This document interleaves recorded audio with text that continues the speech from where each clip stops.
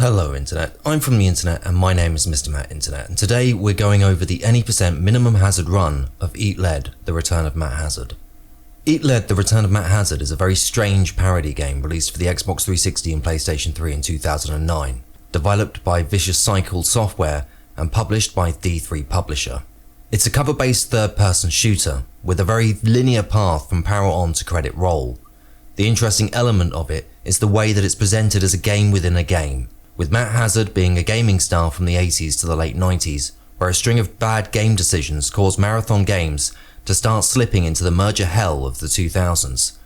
Oddly enough, D3 Publisher were being acquired by Bandai Namco Holdings in 2009, and Vicious Cycle Software had been acquired by D3 Publisher in 2007. Anyway, we have our titular hero, Matt Hazard, who we'll learn more about during the run, voiced by Will Arnett, aka BoJack Horseman, who will be taking on the first level of Eat Lead, and thanks to a super lifetime contract, will definitely be in the rest of the game. He's got creative control, brother. Now, the run of Eat Lead we'll be doing today will be the backwards compatible version on Xbox Series X. The reason for this is the load times are considerably shorter, as well as having the game just running better on the Xbox 360 version, with the PlayStation 3 version having issues with loading the next section, which on a casual playthrough is fine, but on a speedrun results in crashes, as the game can't keep up with Hazard's blistering speed. We'll also be playing on minimum hazard, as that's the easiest difficulty, and maximum hazard runs are just not as fun. You can do them, but the amount of time you're stuck eating lead instead of selecting the diet option just makes it less appealing. Now, one thing that we need to advise of before we get underway is that we'll be fast forwarding through some combat encounters and cutscenes, along with speeding through some deaths I took. So this is not an optimal speedrun. However, some interesting things happen in this run that I will be highlighting and showing how it would typically go. I recorded this for this video and these things happened, resulting in some confusion and getting spun out. For the additional footage from regular runs, I'll be using practice runs from myself and fellow Eat Lead runner Garlips. Enjoy, and don't forget, it's hazard time. To open, we hammer buttons until we skip the first cutscene. Enjoy this privilege, as it's the current only consistent cutscene skip in the run. We're introduced to our Japanese steakhouse where serious business is happening, and we need to get to the manager's office to have a chat. We'll be offered a tutorial, but we're Matt Hazard, and we're ready for the deadly action. So we hit X to skip this kind offer. Text hints. How quaint. We now mantle over two boxes, being careful to not get any vital parts of Hazard stuck on things before our first encounter. Now, encounters in Eat Lead are split into two categories, Mando and non-Mando. Mando fights mean a mandatory fight through some enemies who really want to feed us some lead, whilst non-Mando mean we don't need to worry about them at all. Let them be.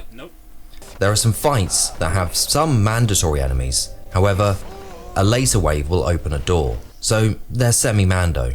So really I should have said 3, but we'll just move on. So now that we know that, our first fight of the game is a non-Mando fight, so we can leave these 3 to have a nice time in the garage, whilst we peg it to the next room. Going through the kitchens, we have our first Mando fight. These 3 will just wander a bit, so taking them out quickly means you can control the fight easier. In Eat Lead, fights are typically easier the faster you do them, which is obvious advice really. But the reason for it is because enemies will usually try to either rush you or start having jollies around the area, even running off to pick up better weapons later in the run. Once we've dealt with these 3, we can then run through the door into our next Mando fight. 2 hungry lads will attempt to find some pies knocking about, whilst a third will fire at you with the Magnum, which is almost certainly the strongest weapon in the game. Fun fact, on a casual playthrough you can waste some time by visiting the bogs and picking up a toilet Magnum. Once these 3 are done, 3 more who are hungry for lead pie burst into the room.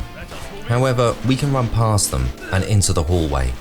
From here we can proceed into the dining room. Now we need to talk about the other element of Eat Lead runs. Runs. At some points we can just run through multiple non-Mando fights and get to where we need to go.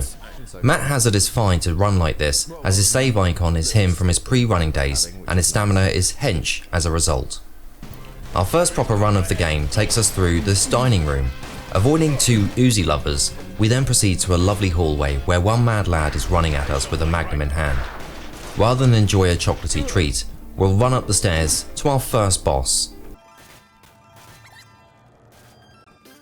Sonny Tang, voiced by Alex Desert, aka Mr. Perkins from Invisible Sister. After having a chat about who's the most trope heavy in a trope heavy game, you'll have to have a QTE sequence. This is always the same. You can reduce the amount of inputs you need to do by getting through the hammering sequences fast enough. However, this fight will usually be consistent. Failing a single input, however, will be a huge time loss due to having to start the whole sequence again. The game has an obsession with these early on, but eventually gives up on them. Once we have dealt with Sonny, we'll be left in a room with our first skip of the game. This skip and a lot of others, along with some odd glitches, were found by glitch hunter Akion. So, a massive thank you to them for finding them. Our first skip of the run is the very obviously titled door skip. To perform a door skip, we will need to line up to the door frame and hit it with a cover move. When we snap onto the frame, Will Hazard will slip through the door, skipping 3 waves of enemies and letting us get to our next run, the buffet. We can just run through this area avoiding enemies as they run at us. Once we get into the other kitchens, we pop someone who'd just gotten a magnum, but they wanted a cornetto, and take their regret. Continuing the run through, popping one of the Uzi lovers with a quick shot for safety, then running to the big rock room before the manager's office. I can only assume the manager is into big rocks. We now have a Mando 3-wave fight, with a magnum and Uzi showing up in later waves. With that dealt with, we'll be taking on our first major boss.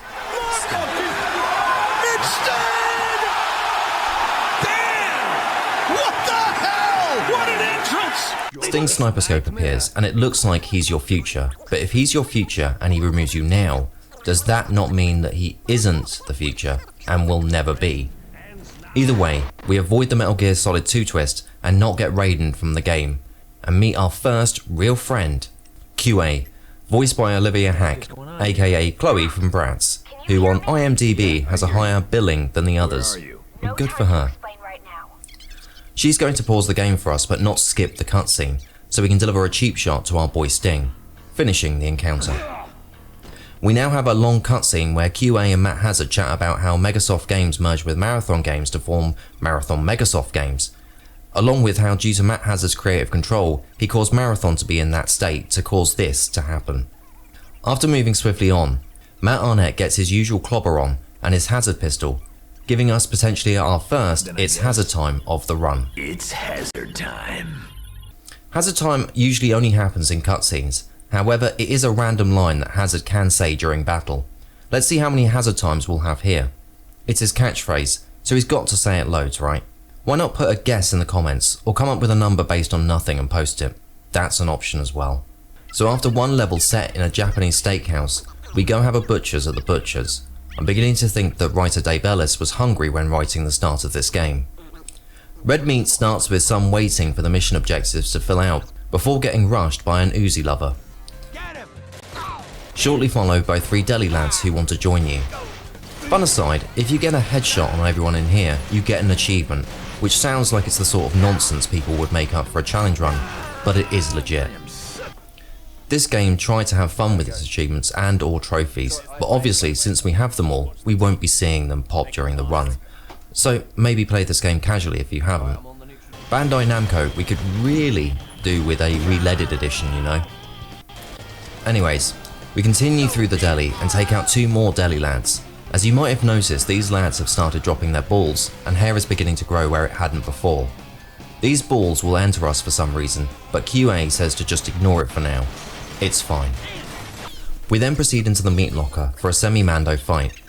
Taking out the 4 meat packers will cause 2 more meaty boys to run in, but we don't want to hang out with the hangouts, so we book it through the door. Here, a fire extinguisher can just jump off the wall because it's so excited to see you.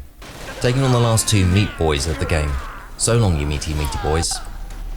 We now have the battle of the 2000s, as Will Smith's Before the Cringe Fall brings us the Wild Wild West, and Shrek's Toilet join forces to jump into the game.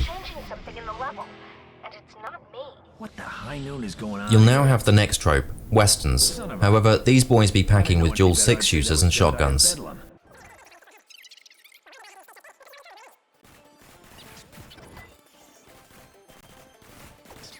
After dealing with a semi-Mando fight to open the saloon doors, we enter the back area of a nightclub, dealing with the Mando shotgun cowboy and 6-shooter Dan. We then hope we can snake our way up the stairs onto a walkway above the dance floor. It's best to deal with the spawning in 69, then run around to the corner and deal with another and his very understanding of his cosplay security guard partner. Continue around the walkway above dancing girls, who we'll be seeing again really soon, towards another cowboy and security guard partnership across the way, which we don't really need to worry about, along with another set in the front that we do. With that out of the way, we cross into a weirdly shaped white room and then into a small hallway with 2 guys who just want to run up and say hi, into a little office where we'll get our first level upgrade of the run, Maximum Hazard. When you pick up one of these, you'll have increased damage for around 29 seconds. This typically is such an increase where it's one-shot kills, or one-shot melee. You can tell when this is active because Phil Mitchell will glow red. In this long semi-Mando fight, cowboys will spawn in around the room, clockwise from where you entered. After the first 2, some mateys will run in with another cowboy spawn. Finally, another cowboy spawns at the back of the area behind a gate, because he was too wild for the west and had to be contained. At this point, 2 guys who can't believe you've taken out such a wild rooting tooting cowboy run in, and you can run out. Run down the long curved platform and into a small Mando fight in a casino. Once that's dealt with, we'll have the toughest section of this level. Whilst the tables area is a non-Mando area, it's safer to clear out the enemies who walk on the walkways above, grabbing the Maximum Hazard and taking out the 5 guys who will spawn when you go past the tables. Head into the interrogation area that was cut from the game, but is still in the game, and up to the upper walkway.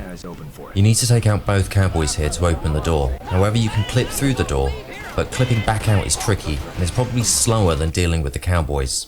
This brings us to a cutscene to meet our new friend Kitty, voiced by Eliza Gabrielli, aka Nana from Madagascar 2, Too Mad 2 Car, who points out the misogyny in the video game media with how she was blamed for the breakup despite Matt Hazard dipping his joystick elsewhere.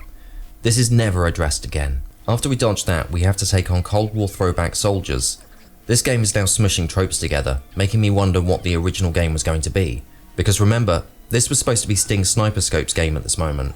This was supposed to be his game. This was supposed to be his moment. With a big 3 on his chest as well. What was up with that? Either way, we need to deal with everyone in this Mando fight, with those balls still flying right at us. After dealing with that, and letting Kitty nope out of the rest of the game, also providing us with our next It's Hazard time of the run, It's hazard time.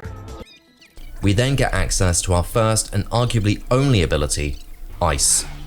Yep, those balls were all for the ability to freeze. Freezing enemies has a huge advantage in this game in lots of areas. A single shot will freeze a foe as long as they aren't in a melee animation, which can lower the amount of enemies shooting at you in some encounters, or in some cases making a run easier. They can also take out most of your video game co-workers in 3 shots by freezing them. This can be weapon dependent. I'm putting a note here to come back to weapons in a little bit, because at the moment it's all lead based, which is good for a game called Eat Lead. Also to note that you might have noticed it takes a while for the orbs to form from the Fallen and get to us. This means we can extend our ice power meter by constantly collecting orbs at a steady rate to keep our meter topped up. This can also be a detriment, as it can result in not having enough balls to generate ice hands when you need it. Now we have the ice ability, we dodge the trap room, so called the trap room because you can easily forget it's the trap room and run into it, and into an area where 3 90s Russians are hanging out. Once that's sorted, you now have the dance floor rush, the dance rush if you will. What we need to do here is make it through 2 dance floors with a bar in between, the bar being a really big choke point. If you lose control of the room, then it's likely a time loss.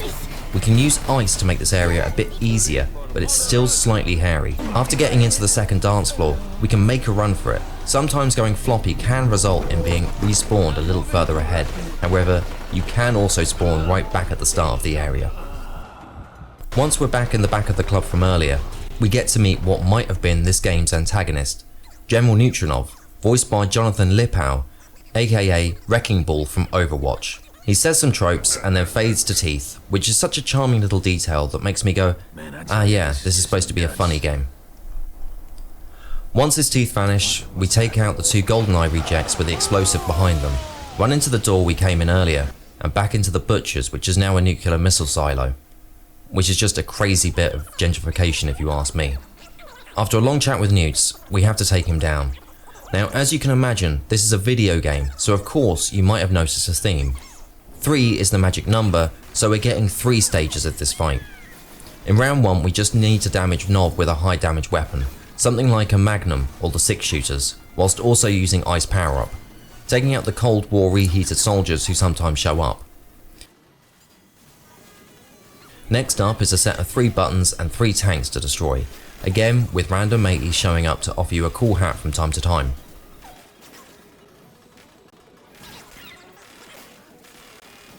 With that done, a timer starts. You have just under 2 minutes to deal enough damage to Neutronov, get across the bridge, and press a button to end the level.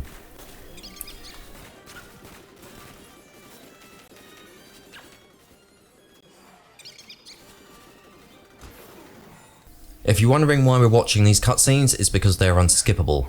Every run means we have to endure these.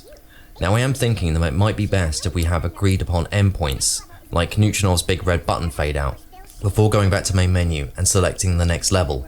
But it could be that enduring this over and over and over again is part of the charm of the run.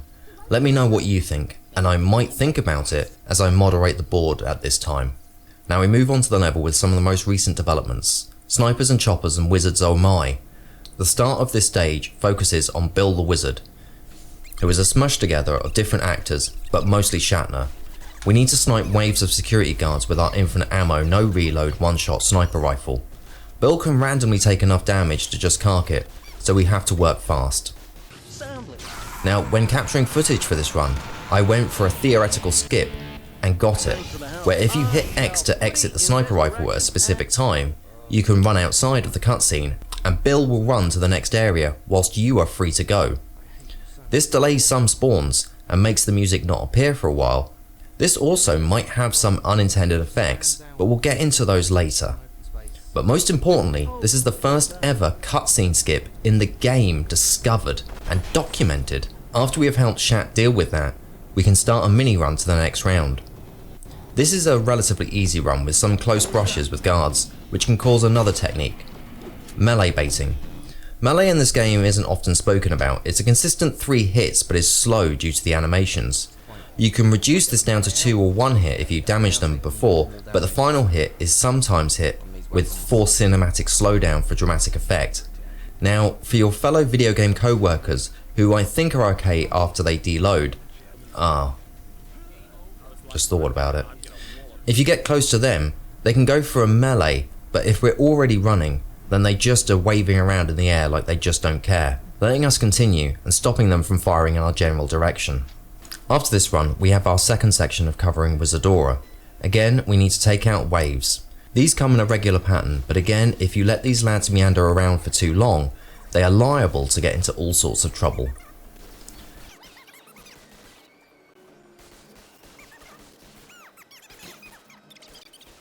Once we've sorted that out for Bill, we meet our first really unique enemy of this game, the Sokums. Some enemies in this game come from titles that Matt Hazard was in before, such as the cowboys being from A Fistful of Hazard, and these guys coming from Long Wet Matt, the moistening simulator. The Sokums will show Hazard just how we must outlaw squirting and take some cover. Once this is over, the red Sokums will tend to run off up the stairs, which is great for us as we can just follow and run up to the next round of covering my Bill.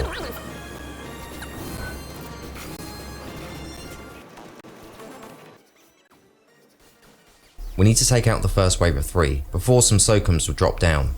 We can easily take them out with our ILSA powers and get back to covering our goateed Shatner impersonator friend with no shoes. Using ice before this also gives our shots here ice powers, so instant statues all round. Let it snow or something.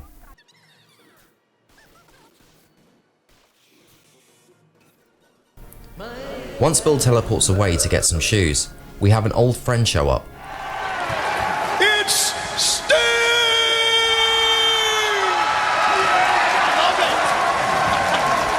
Sting's sniper scope takes up residence opposite you and begins a game of red light green light, where you have to run until the laser locks on and turns red. Every time you break line of sight, it causes him to have to restart, so we just run and occasionally duck behind things to break line of sight. Once we get up these steps, we get the victory fanfare and 2 Sokums as a prize. This is a great time to talk about the different weapons in this game. Since Soakums use water pistols and rapid pumpers, we can now use these water-based weapons. Now, for some reason, the devs seem to have made it so that those weapons have more effective damage against those that carry them by default. So water pistols seem to do larger damage to Soakums. Also, from here on out, lots of weapons will have slightly different properties. Water weapons have a pump-based reload rather than a single animation reload, so you can reload at a midpoint of the magazine and be full in a single pump, which is one more pump than I could achieve. We then go through some Mando encounters as we make our way through the warehouse.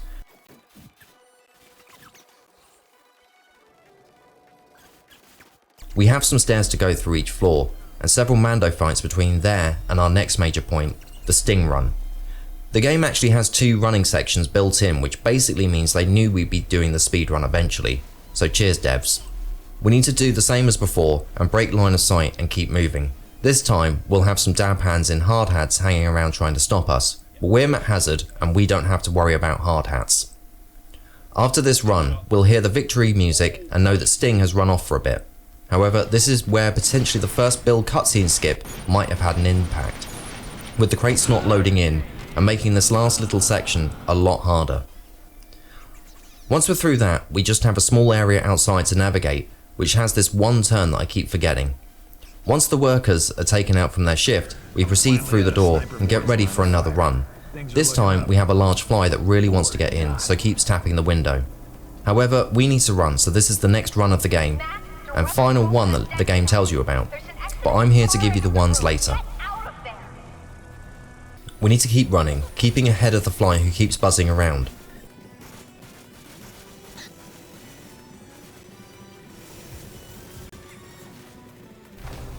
It's advised to pop this one guy holding an AK, or else you won't have a good day. Once you get to the end of this warehouse, you need to just run to the next cutscene, and Bill Shatner shows up again. Without shoes, but thankfully with a fly swatter.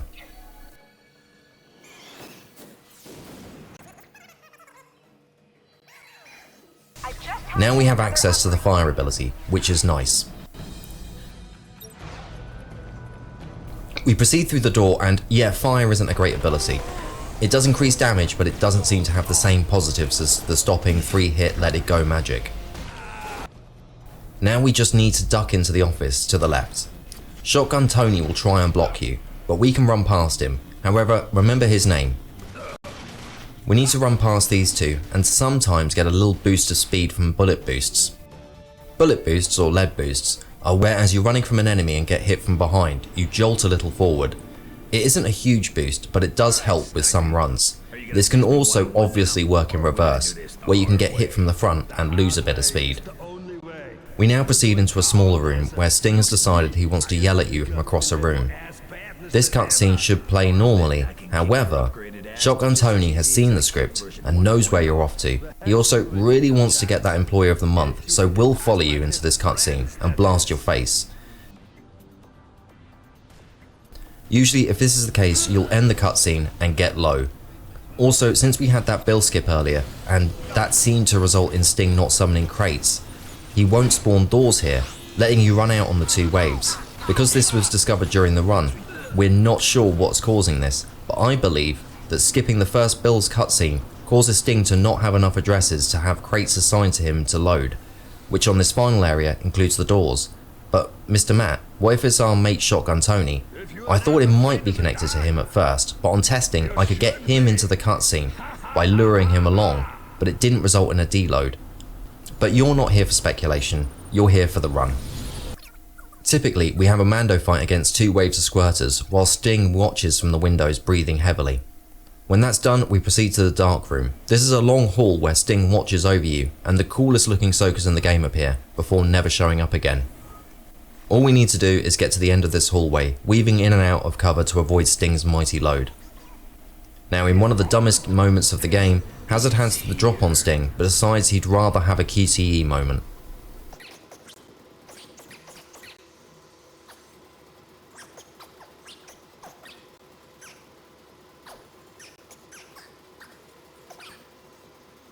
Once we've Simbered him, we are now introduced to our next character, Wallace Wally Wellesley, voiced by Neil Patrick Harris, aka Celestial Toymaker from Doctor who is the president of Marathon Megasoft. To catch you up with what's happening, Wally doesn't like Matt Hazard because he couldn't get good at the old games and wanted him removed at the start of Eat Lead, which from what QA mentioned at the start was to be a permanent one. Is there a video game police? It feels like there should be a video game police because there must be video game lawyers dealing with paperwork with the meat space lawyers, and they have to agree to that lifetime contract. What's a lifetime for a video game character? Did you know that this game came out before Wreck-It Ralph? We should also shout out his assistant, who is incorrectly listed as an assistant to Matt Hazard on IMDb, but is actually Wally's assistant, Downey, voiced by Scott Menville, aka Robin from Teen Titans. We're now moving on to the next stage, Backdoor Assault. We need to go link up with our good friend Dexter Dare, who I'm sure based on what we've learned about Matt Hazard so far will be fine. We have a Mando fight right at the start. You might have noticed that almost all levels since Red Meat are basically go go go. We have to be slightly careful as these guys can rinse your health and you have no ice power. Every stage completely resets your loadout at the start. Once we have finally dealt with them, we now get to our first of two unique enemies for this level, zombies. Now I leave it to you in the comments, are these House of the Dead style or Resi style? Either way, they are from, shockingly, Hazard's only arcade title, which kinda hints towards more House of the Dead, but they don't really look like that, do they? Zombies will only go down with a headshot and will deliver a huge stagger melee, but they just wander around. However, from this point on, some of our tasty balls gained from taking out our co-workers will turn red and result in a zombie spawn. There is a maximum hazard that we can use for this fight, or we can save it for the next area. Once we finally deal with the zombies and the James Bond baddies, we can now run to the pool room and deal with some of the chaps that run in. Almost all of these will drop their balls and turn into shuffling blokes. Although this room isn't Mando, it basically is because of the next area. When we leave here, we'll have a huge courtyard to deal with. If we don't deal with this room, we will have to deal with these guys running after us. After this room, we have a slope up to the previously mentioned courtyard. From the court to the court, yet Matt Hazard won't ever be in court for the endless slaughter of these video game extras. Oh well. This whole courtyard is Mando, but we do have one utility which is a maximum hazard. We can use this now or we can save it for our next visit to here because spoilers, we will be back. Using ice here is much better to take out the bananas in pyjamas running down the stairs along with the wave of moist boys.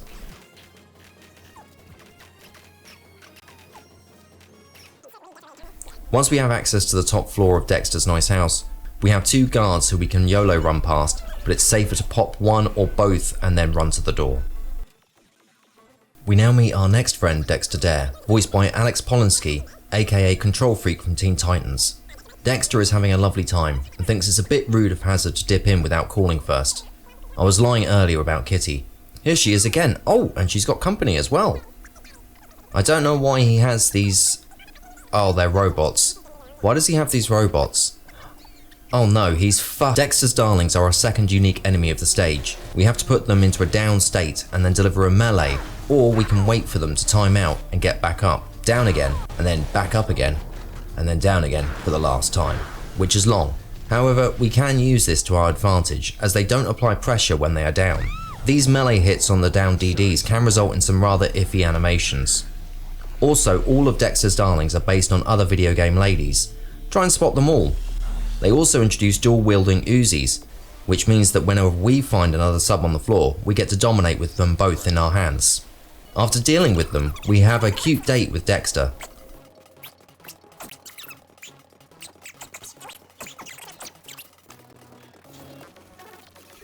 After this, we have a Mando room of 2 DDs and 2 guards.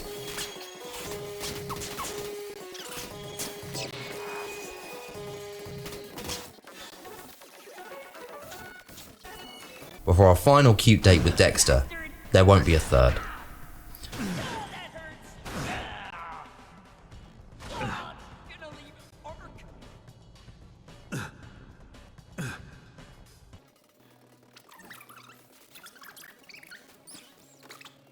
After blueballing us with an almost hazard time, It's never hazard time. we carry on with our hazard and back, a hazard story, meaning our meeting with Dexter was a waste of time, but at least we've made up with the guy, with sex bots. so yay. Running back through the courtyard is a real choke point, with losing positioning and getting rushed being incredibly common.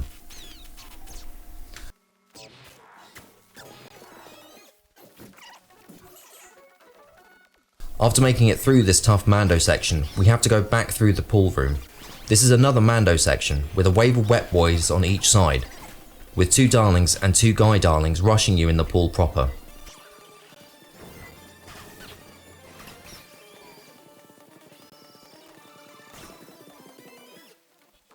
Getting through this gets you to the tennis court again. 3 DDs off to Yoka are waiting for you.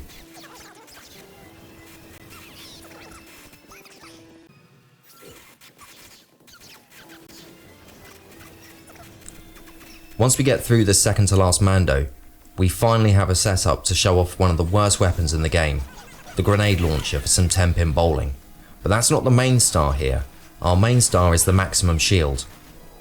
A whopping 28 seconds of invincibility with a weirdly long startup where you can still take damage, but once you become a Silver Surfer, you can just soak up lead.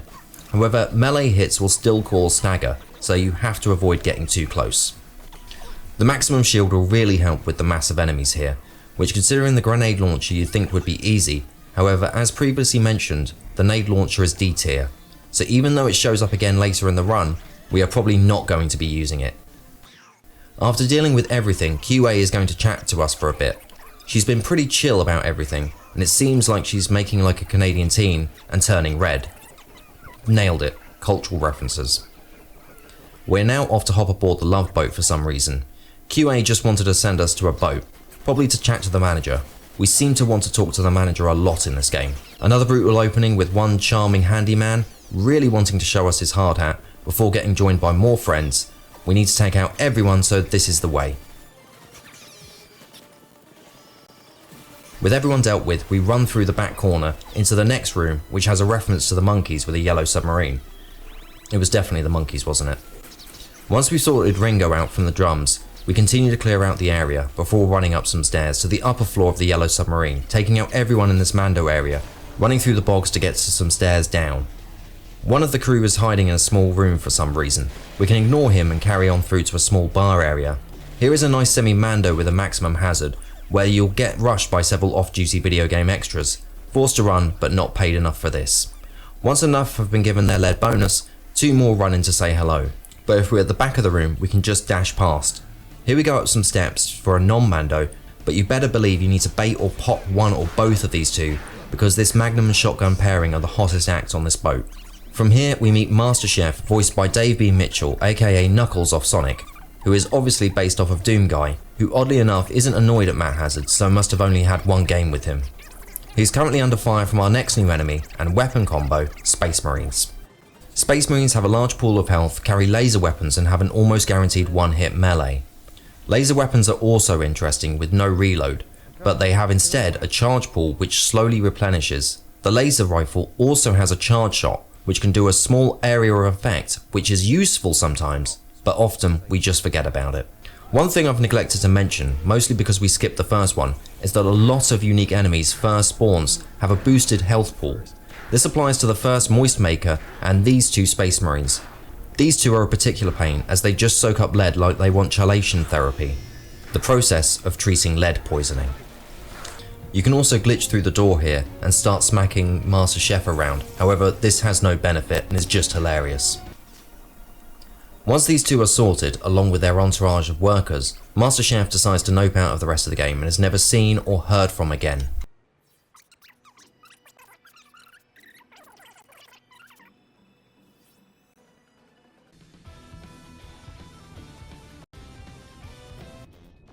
Now we have a long wait in a lift. Whilst Hazard stands here doing nothing, it would be great to mention I create and host a show called Low Res on YouTube. It's a comedy gaming panel show and has streamers, content making people, and people I drag off the street on. Go check it out and maybe subscribe if you like it. Oh, settle down. If you had anything important to do, you wouldn't be playing a game. We're here and it's now time to face regular health Space Marines. These 2 aren't that scary, but what is are the zombies they spawn. That's right, the Space Marines can become zombies. Once that's sorted, we have a Mando room of 3 sets of 2 Space Marines. Thankfully, these ones didn't spec their orb to spawn zombies. We now begin a swift run to the maximum shield outside the door and run past the spawning Space Marine at the front of the boat.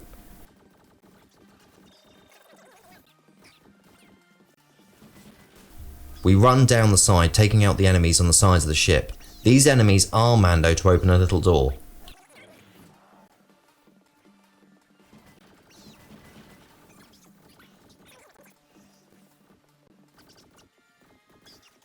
We're now in the ship's cinema and have a few waves of Space Marines as we head up. 4 sets of 2 in total. These guys did spec their orb to have rebirth, so quite a few drop an orb.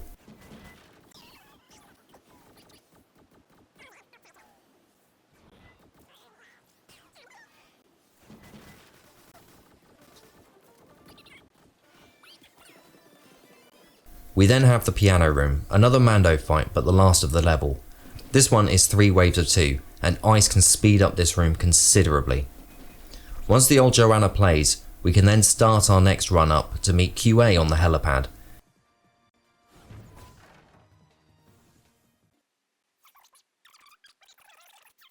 In another trope done again, we have Hazard say that he knew for a while that QA wasn't QA, but was an imposter. We now have to face off against the most expensive model in the game, somehow, in the Kraken boss. This boss can be irksome with how it strikes with its tentacles in a random pattern. People at home, have a guess how many waves you have on this rocking boat battle. Ideally, for this battle you want to have a laser pistol and the dual submachine guns. Our objective on the first wave is to shoot the tentacles that get stuck with a large pulsing orange orb, giving you the thing you obviously need to hit.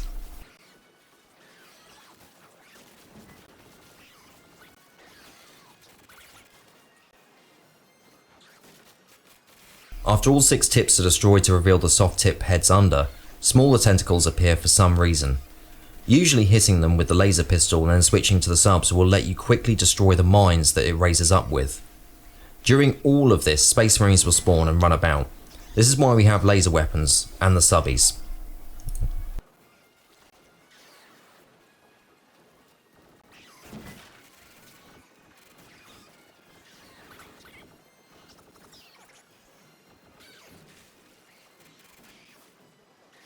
Once this is sorted, we're on to phase 3. Congratulations if you guessed 3 phases or waves. I just really wanted to say waves and then go into the rocking boat line. We're now on to phase 3, where we just need to pump a load of damage into the tip.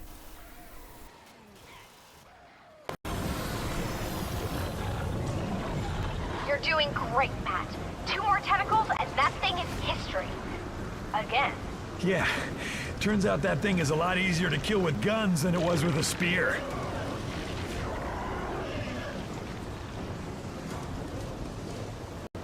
Once this is sorted, we're on to phase 3. Congratulations if you guessed 3 phases or waves. I just really wanted to say waves and then go into the rocking boat line. We're now on to phase 3, where we just need to pump a load of damage into the tip. You're doing great, Matt. 2 more tentacles and that thing is history. Again. Yeah, turns out that thing is a lot easier to kill with guns than it was with... Wait a minute. This whole thing seems very familiar. Of course it is. You fought the tentacle beast in Conflict of the Deities. No, I mean, this battle is familiar. I think it's repeating itself. Matt, you're right. They reprogrammed the save and restore system. The game keeps resetting to the last checkpoint. Okay, Matt. You're good to go. Finish them all. Now that we're out of the loop, we need to take down the 3 tips to say rip to the most expensive model in the game.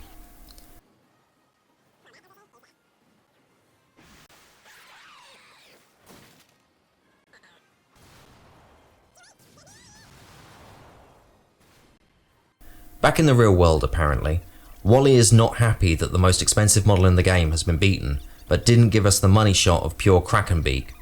Wally and his assistant are trying to figure out the next play, and they decide to just load the next level. Which in this case is the Fragme Warehouse, Captain Carpenter's workplace, and hopefully somewhere to duck down and lay low until this all blows over. It's, time for me to go to the warehouse. The audience gets blue orbed with another almost hazard time. We now have a callback to Neutronov with a load of spudsnads running around. This fight seems Mando, but it's actually a semi-Mando. By running around the far side of the area approaching the final door, it will open a little earlier, but you'll have a pal in front of you with one of those rapid-fire lead dispensers. Into the factory proper, we need to navigate smaller rooms filled with wet lads. The developers remembered they hadn't put in as many maximum shields, so decided to put a few on this stage. Once this Mando fight is done, we proceed up the stairs and into another small Mando encounter. This battle is actually a little unique in that it has some verticality with moissanators switching between floors and even firing directly up or down through floors. Once this is done, we have a little jog down some corridors before we get to a canteen. Here we'll have a Mando encounter against more 90s action callbacks, this time with zombies turned on. We can also bash some orange chairs about if we fancy. The developers at some point remembered they had movable objects, sometimes. After 3 waves, we'll have yet another encounter in a barreling room. More of the wettest boys in the game jump in. Another maximum shield here, but you can save it if you want to use it after the next cutscene, where after we've cleared the room, we can chat to Captain Carpenter, who is voiced by Andrei Sogliuzzo, aka Cassian Andor from LEGO Star Wars Rebuild the Galaxy. We still can't figure out what this character is a reference to, as I've not played many video games myself, and Garlips thinks it's Big Ross or something. Once we leave here, we have to remember to turn right, as the door is right by the door we come out of. We can pick up the maximum shield if we left it previously. We head into the final packing area and take out another group of the boys who make Matt Hazard wet, before heading into another lift. Whilst we ride this lift, I'm going to say if you're watching this before the 25th of September 2025, that there is a race of this happening between myself and Garlips, with a fine commentary team of Adrian's Revenge, Escape Route British and Decky F. This video was created to help them with the run, as well as giving some random info to anyone who stumbles across this. The race itself will be happening on the Wheel of Struggle Twitch page. Of course, if you're watching this after that date, and the VOD will also be available on the Wheel of Struggle YouTube page. Once we're done with the lift, we have an awkward corridor where more Sokums are dropping in, but our focus is on the one door trigger enemy that's right by the door we want. This single red wetter will open the door for us. We now get introduced to our newest enemy in the game, the Wafer Thin. These are some of the most unique but annoying foes in the game. They are 2D models that can flip towards you and become unable to be damaged. They don't drop any weapons and are just a big waste of ammo. We need to get through this final packing area, which will be filled with Sokums and Thins. We get yet another maximum shield and have to get all the way to the other end of the area.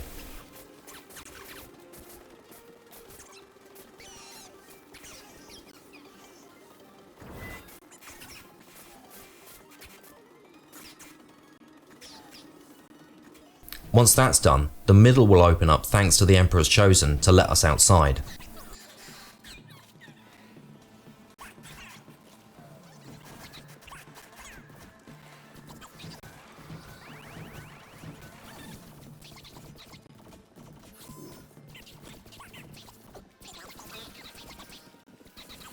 Once this Mando encounter is done, we can go to the fanciest doors in the game that we would just love to see if we can skip through.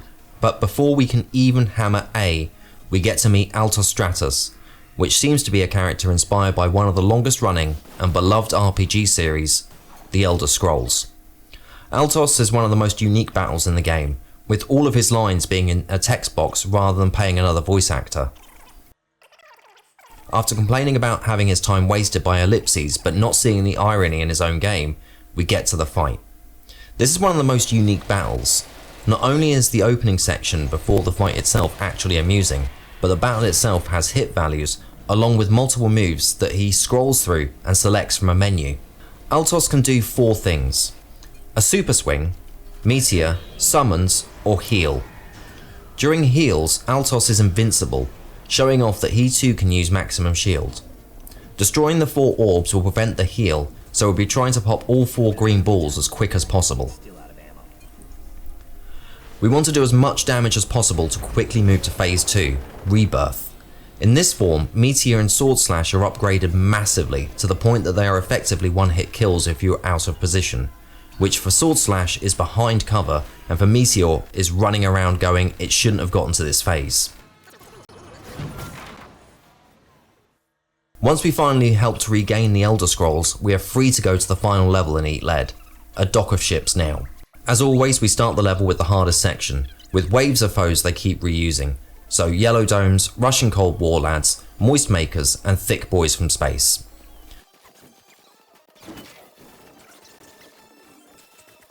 Once we've dealt with these initial waves, we get an additional wave of some lads who want to prove the grenade launcher isn't bilge. However, it is, so we pop them and wait for a truck to move.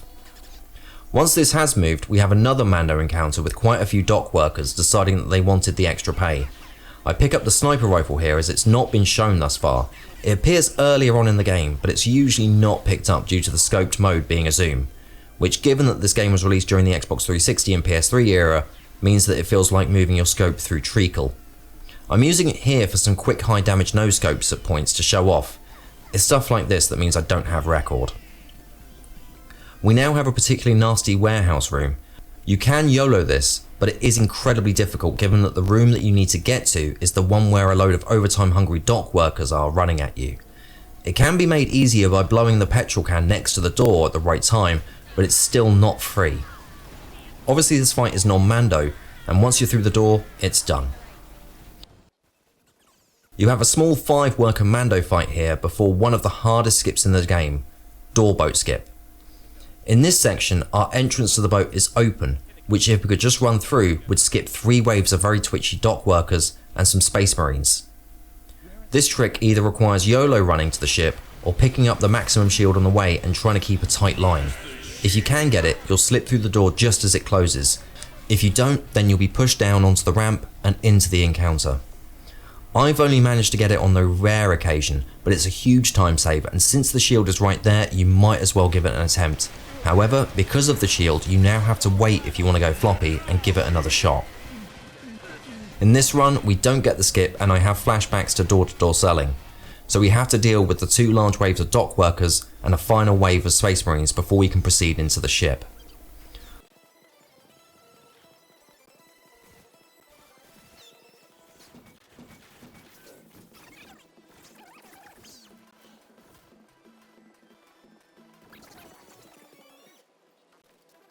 On the ship proper, we run into a small room where our old wettest pals show up again in a team of 3.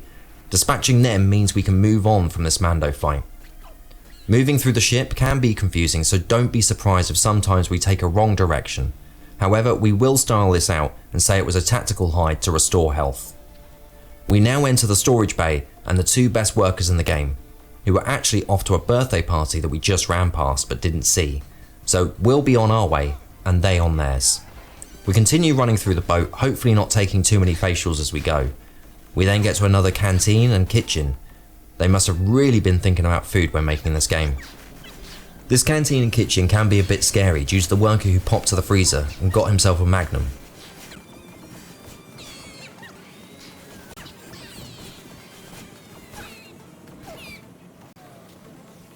Once we're done in here, we head more into the maze and the final trap room of the boat, which is a Mando fight against 3 H2Os and 2 of the Re-Risen.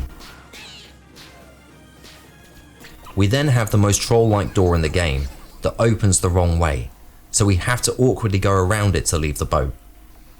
We now have a courtyard with a load of shipping containers and one of the actual larger set pieces that does nothing. We have a lot of workers to deal with here, so be prepared for lots of scouting around due to the way these boys love to move.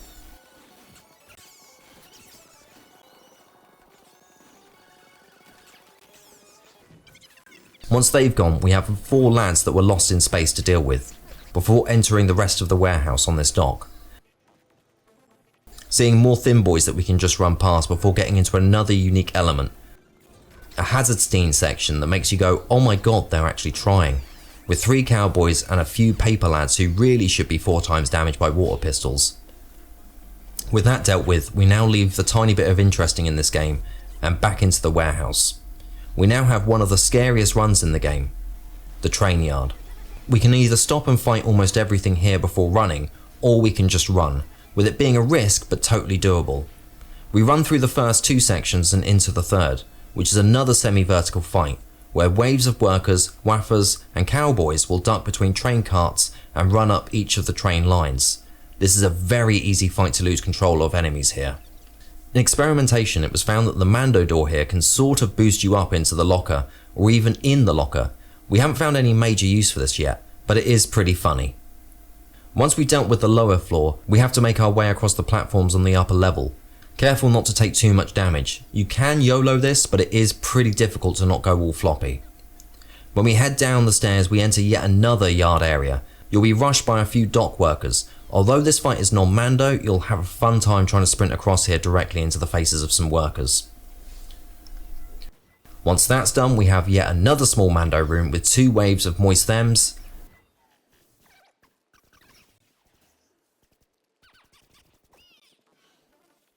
And then once that's done, we run to see an old friend. Didn't I already kill you? And it thrills me every time to say his name. Stand up wherever you are. Ladies and gentlemen, here is Sting! Sting's Sniper Scope 3, who is voiced by Jim Ward, aka Captain Quark from Ratchet & Clank, but with a 1, shows up to confuse us and starts the last encounter of Eat Lead. We have a huge wave of Sokums followed by Space Marines and then a final wave of Sokums. This fight can be pretty tough if you lose control or don't have good Elsa power management.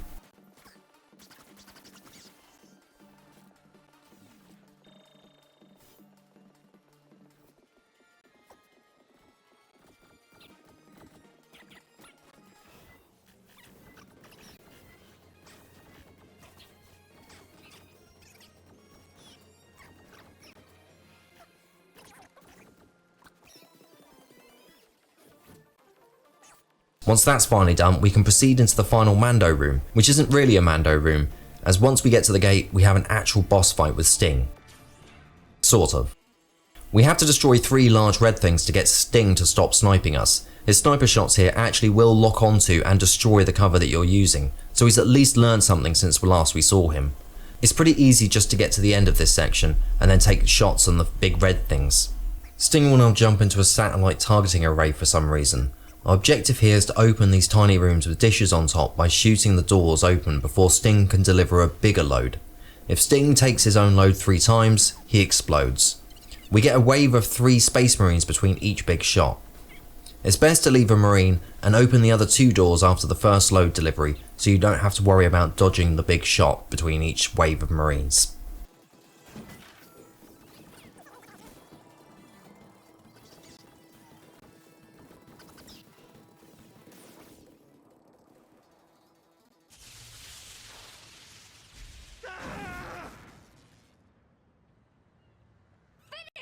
With all 3 destroyed, we deliver a non-QTE hit to Sting and wrap up Eat Lead.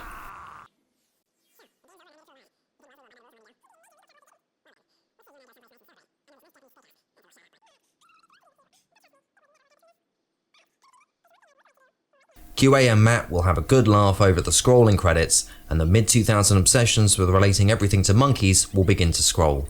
That monkeys reference earlier wasn't for nothing, you know. So that's the end of Eat Lead Speedrun. Mostly dealing with Mando and non-Mando fight. You've already noticed the splits and the time left on this video and realised that no, that's the ending of the game in the game. We still have to complete the game. So we need to go to Marathon Megasoft itself in the game. Or is this Meat Space? Is it still the game? Who knows at this point. So we're taking revenge to a whole new level as we take on Marathon Megasoft itself. Security guards are having a chat at the start of this, but as soon as Hadza moves a pixel, they go turbo and remind you that the start of each level after Hide and Sake are incredibly hazardous. After we deal with the 2 lads who just wanted to chat, we make our way across the bridge and proceed to deal with a mess of random enemies. The plot here is that Wally wants to stop us, so is throwing everything at us. Not the most expensive character model in the game though, he does have his limits. Fighting through this non-Mando fight is tough, with the fly from earlier showing up to try and get in, along with Wet Lads, Soviet Lads and any lad that applied on LinkedIn.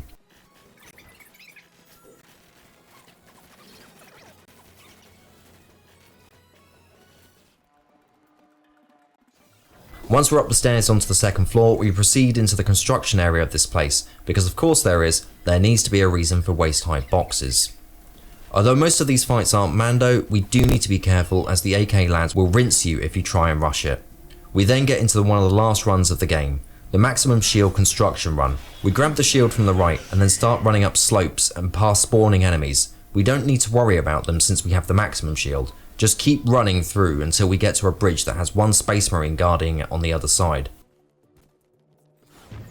He'll drop a blue ball and become a space zombie, but not really as they didn't bother making new models for different enemies becoming zombies. Once he's dealt with, we have another non-Mando section to get to another lift. We can YOLO through here, but it is very easy to eat too much lead and need a laydown.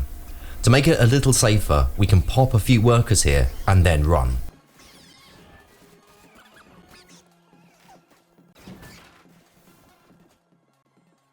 We then wind up in a little hall where a load of wet lads, along with some crusty friends, will show up.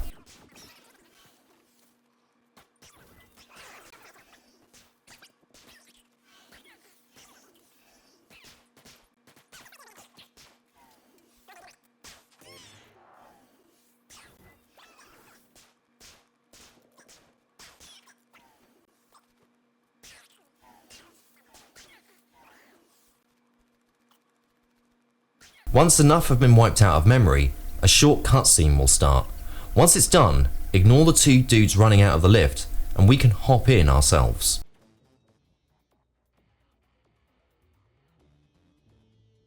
Once we're on to the next floor, we just need to run into the glass doors that have a very topical for the time Duke Nukem Forever parody cutout reference. If you haven't already guessed, Matt Hazard is supposed to be a Duke Nukem parody, but kind of. It's got an air of Nukem, if you get my Duke. Here we run into the last unique enemy of the run, playtesters. Playtesters are apparently employees at Marathon Megasoft logged in to take down Hazard. They have better aim, replenishing health, and have mid-2000 gamertag names as well. We don't have to actually worry about this room as we have our last door skip of the run, and thankfully the devs have given us a present to make this one easier. We grab the maximum shield and make our way down to the stairs to the back of the room, where we would be exiting this Mando fight normally. However, we ping to the door frame and slip through, skipping 3 waves of playtesters. With the shield still active, we can start this run with our head being even more radiant than ever. Running through the office blocks, we can avoid most of the spawning playtesters. Once we're up and out of the offices, we can continue running through all of the open doors, skipping a load of non-Mando fights.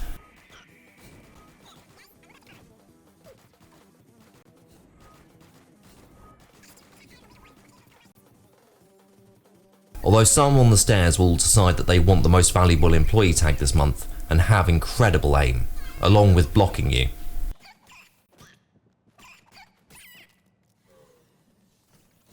We finally get to an open corridor that has 3 playtesters spawning, one after the other, before a large pool area. Although this isn't Mando, it's advised to take out the playtesters lounging by the pool. After making our way around the pool and putting a towel down to reserve a seat for later, we wind up in another empty area with playtesters spawning in, but we can just run past them to get to yet another lift, but the final one of the game. Finally, we're in the last real room of the game. It's a Mando fight with lots of playtesters spawning in. These are all the pink variants. Now you might have noticed throughout the game, the different enemies have different colours. Some of this ends up relating to how much health or how much more aggressive they are, but in reality, it's just to end up spicing things up a little. Once the final one is down, you get taken into the final boss. Red QA is back, and just like Matt Hazard earlier when they had the drop on Sting, Red QA lost a load of IQ points when she took off her sunglasses and refuses to fire. Thankfully, Blue QA, or QA Original Flavour, appears to show off that they have a melee subroutine as well, and one-hit KOs Red. Nice kick. The bitch deserved it. Sneaking up on somebody and shooting them when they're not looking is so dishonorable. Before we can celebrate too hard, QA is also one shot by Wally, and after some chatter, we can finally start the fight. Now kids, how many phases do you think this will have? If you answered 3, you are obviously correct. Our objective here is to smash the like and subscribe buttons in order. We first take out some of Dexter's darlings along with zombies, making sure that we're on the left hand side of the room near the blue barrier when we pop the last one.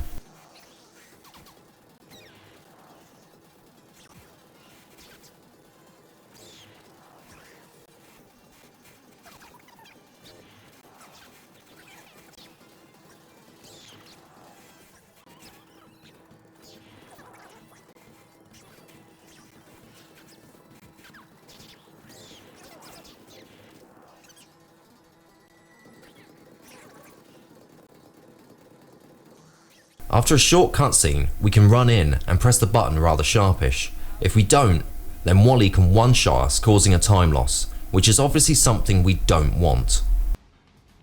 Once that's been pressed and Wally wobbles out for a bit, we have a wave of Wafathin and Space Marines, again making sure we head to the other side so we can smash that subscribe button as soon as the last one pops. You did hit the subscribe button, didn't you? I feel like it brings us closer together, you know?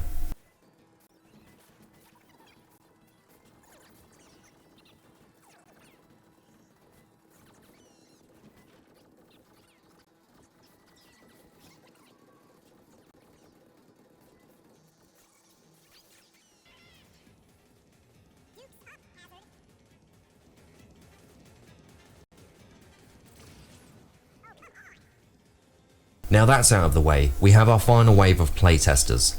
We carefully deal with these whilst making sure we're heading into the middle of the area, where 2 barriers guard the last button.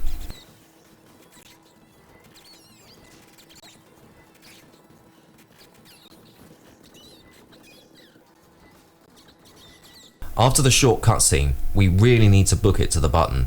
Wally has an incredible 360 no-scope headshot that will waste a load of time if he pulls it off for swag strats. With the final button press done, we've finished the run. Almost. Remember, we've been waiting for a hazard time. We haven't had one in so long, we thought the mines had run out of hazard time.